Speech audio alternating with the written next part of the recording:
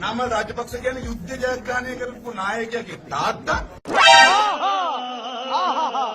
ඒ අත්දැකීම එතුමාට තියෙනවා.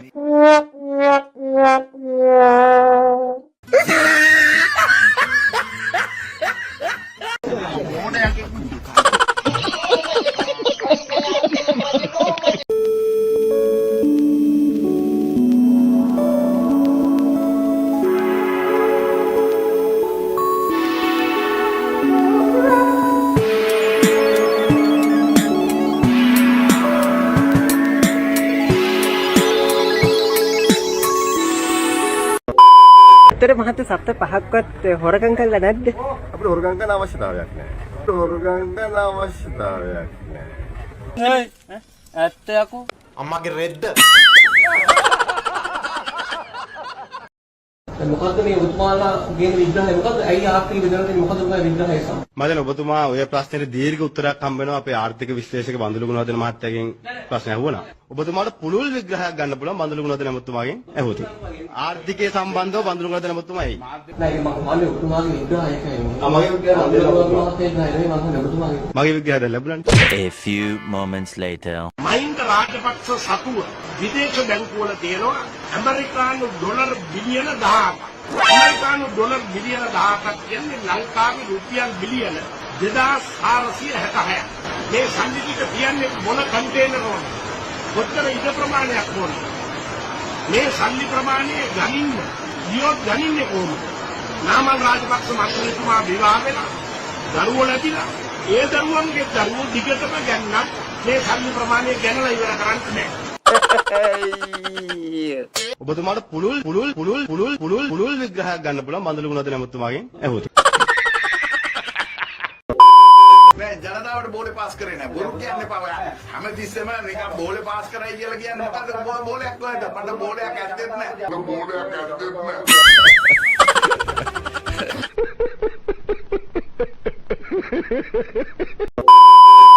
මම හරි සන්තෝෂයි දැකුම් කළු කෙනෙක් ප්‍රියවන්ත කෙනෙක් මූලාසනේ මගේ කතාව පටන් ගන්නකොටම ඉන්නවා.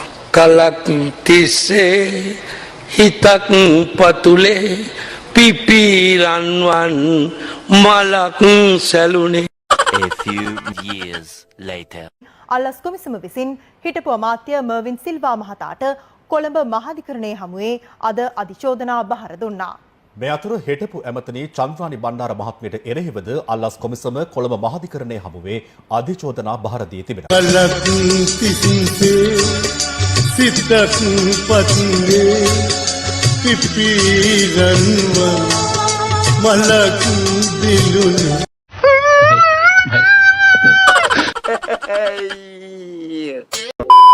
විශේෂයෙන්ම අපේ පළවෙනිම කාරණේ දූෂණ විරෝධී සභා ඇති වෙන්න.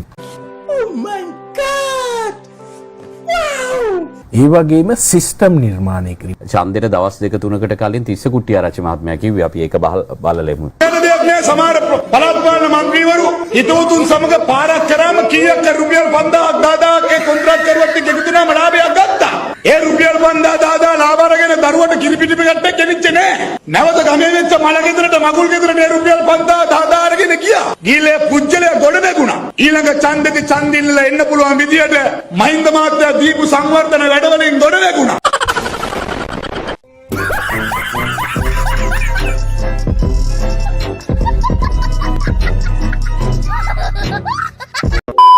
ප්ලේන් එකක් ගෙනල්ලා මහා ලොකු ෂෝ එකක් දාලා ෆ්ලයි මොකද්ද මේ ලෝ ෆ්ලයි කරලා මීට කලින් ප්ලේන් ගත්තේ නැද්ද? මීට කලින් ප්ලේන් ලීස් කරේ නැද්ද? කවදාවත් මෙහෙම වැඩක් කරාද? Emotional damn it. හර්ෂ වගේ ආර්ථිකය දන්න කෙනෙක්ගේ පක්ෂයක් අවුරුදු 14ක් පරණයි කියලා කිව්වා. ලීස් කරයි කියලා කිව්වා. වයිපරේ වැඩ කරන්නේ. එහෙම කතා කරන්නේ හරියද? නහුතටම ආනවනේ. ලැජ්ජ වෙන්න ඕන හලෝ. ගාඩි. Let's go. ඒක නෙවෙයි මම කියන්නේ. මම කියන්නේ බස් ගන්න $75000 මේ ප්ලේන් එකට දුන්න අඩු ගන්න මේ ප්ලේන් එක උඩින් ගිහිල්ලා බිමින් පාට පහත් කරන් ගිහිල්ලා අපි දැක්කා. අර බිමන් රත්නායක කෙනෙක් කැන්සල් කරපු එග්‍රීමන්ට් එකේ ප්ලේන් තුනට $8,00,000 ප්ලේන් එකක් තිය තට්ටක්වත් නැහැ. ඒ මේකේ ඔයගොල්ලෝ වයිපරයක් ගැන අහනවා මේ. මම වයිපරයක් ගැන ඇහුවේ නෑ. මෙච්චර ආර්ථික උත්තරය ඉන්න පක්ෂේ වයිපර වැඩ කරන්නේ නැහැ.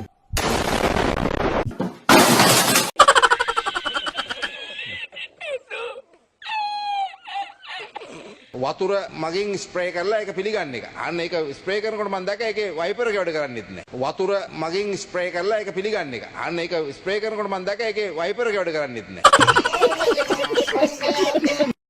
Let's go. වයිපර් එක වැඩ ගන්නද වයිපර් එක හදා ගන්න කියන්නේ නෑ ඊට පස්සේ දවසේ ඉන්දුනීසියාවට ලෑන්ඩ් කරානේ ටෙක්නිකල් ෆෝල්ට් එක ඒක නෙමෙයි හරි නෑ ඒ ප්ලේන් එක නෙමෙයි ඒ ප්ලේන් එකද මම දන්නේ නෑ කවුද දන්නේ ඒක නෙමෙයි නේ මම දන්නේ නෑ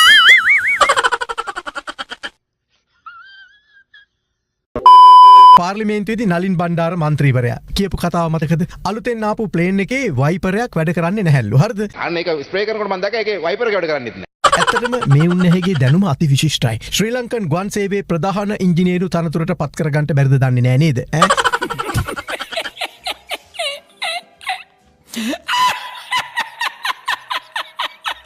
මෙයගේ හිතේ ප්ලේන් කියන්නේ පාර යන කාර් වෑන් බස් ලොරි වගේ අර බොනට් එක ඇරලා අහසේදී හදාගන්න පුළුවන් එකක් කියලා.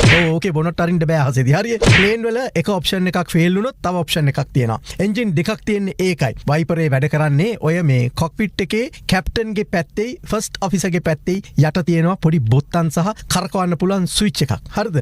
වයිපර් දෙකක් තියෙනවා. අවශ්‍ය එකයි නම් ඒක විතරක් වැඩ කරන්න බොත්තම ඔබා ගන්න පුළුවන් කරකවන්න පුළුවන්. හරිද? එතන උනේත් කැප්ටන්ට අවශ්‍ය පැත්ත විතරක් වැඩ කරන්න වයිපරේ දාපු එක. දැන් ඇත්තටම ඔබට තේරෙනවද මොන જાතියේ උන්දලවද මේ පාර්ලිමේන්තුවේ යවලා තියෙන්නේ කියලා?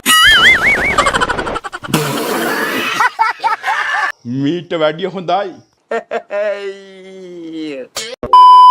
අද සමහරක් අය කියනවා අපි ආපහු පොහොට්ටුවට යන්න ඕනේ. ඇයි පොහොට්ටුවට අපි ආපහු නොයන්නේ? What?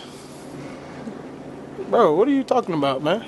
නොයන්න හේතුව තමයි ඔබතුමාලා අපි සියලු දෙනා කරපු කැපවීම කරලා අපි 3-2ක බලයකොත් ලබලා දීලා ඊගාවට අපි මගේ නාමල් සහෝදරයා මිත්‍රයාගේ පියා අගමැතිවරයා බවට නැවත පත් කරලා මගේ බාප්පා ජනාධිපතිවරයා බවට පත් කරලා මහප්පා කතානායකවරයා බවට පත් කරලා අනිත් බාප්පා මුදල් ඇමතිවරයා බවට පත් කරලා එතුමටත් ඇමතිකම් 6කුත් දීලා ඒ ඇමතිකම් 6 අධීක්ෂණය කරන්නත් තව ඇමතිකම් හදලා දුන්නාට පස්සේ එවැනි බලයකොත් දීලත් කරගන්න බැරි වුණා නම් අවසානයේදී බාප්පා ජනාධිපති වෙලේ අර්ලේගහ මන්දිරයේ ගොන් රැස්වීමක් කරලා අපේ මිනිසුන්ට ගුටි දීලා වැවෙත් ඔබ්බවුවා නම්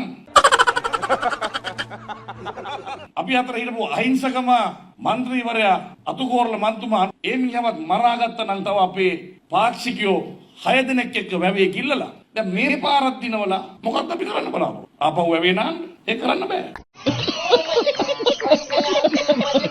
රාජපක්ෂවරුන්ට පයින් ගහලා ගිය එකෙක් නෙළුම් මාවතට වැද්දාගත්තොත් කලින්ම එතන දාලා යන්නේ මේ වීරසිංහ කියලා මං ප්‍රසිද්ධියම කියන්න කැමතියි.